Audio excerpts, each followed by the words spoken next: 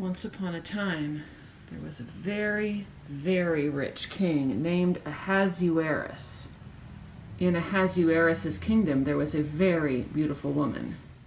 Y'all, she was the most beautiful, like a Disney princess. Butterflies and birds and forest animals came around her. She wasn't just beautiful, though. She was also smart and cared about her community, compassionate. This remarkable woman's name was Esther, and the king thought she was so nifty that he married her. But Esther was an outsider. She and her uncle Mordecai were Jewish, and King Ahasuerus was the king of all of Babylon. And in Babylon there was an evil, terrible, awful man named Haman. Oh, wait.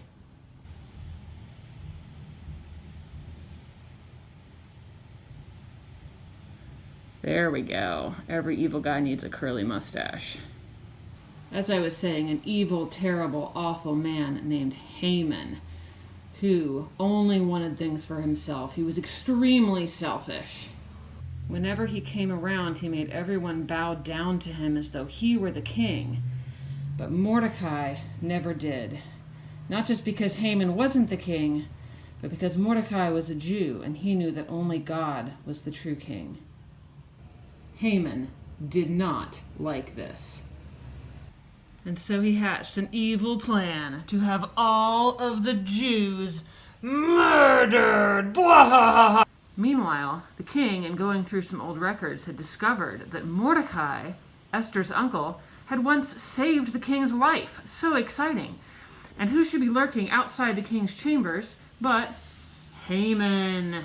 And so the king said to Haman, "What would I do to recognize someone who's done something amazing for me?" And Haman, thinking the king was speaking of him, said, "Oh my goodness, sir, you should parade that person through the streets on a beautiful horse and have someone walk in front of them telling everyone how great they are." Haman is thinking, I am going to get so much glory.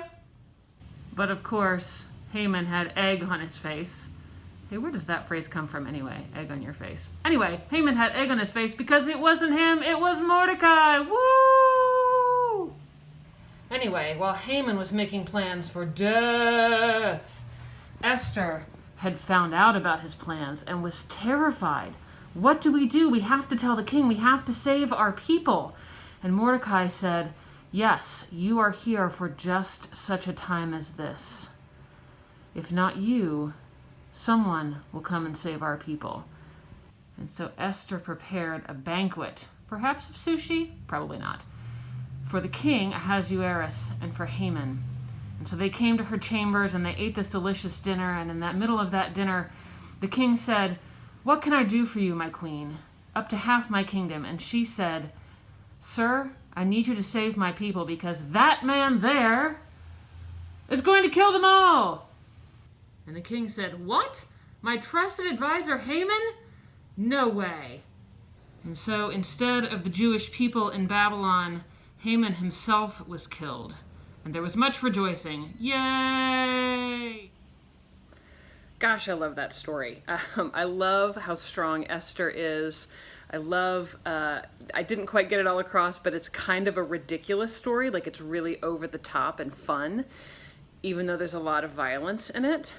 And I particularly like this question that Esther's uncle Mordecai asks her. He says, "If you keep silence at such a time as this, deliverance will rise for the Jews from another quarter. But who knows, perhaps you have come to royal dignity for just such a time as this." For such a time as this. What is that time? What is the scary thing that might be happening that you can see, that who knows, maybe you're the one who needs to stand up and speak out about it and save people. Maybe it's a literal saving of people's lives. Maybe it's just offering kindness. I don't know. For such a time as this, who knows? Maybe it's you. So I want to invite y'all this week to just pay attention to the people around you. Who is sad? Who is struggling? What is being said that is cruel or hurtful?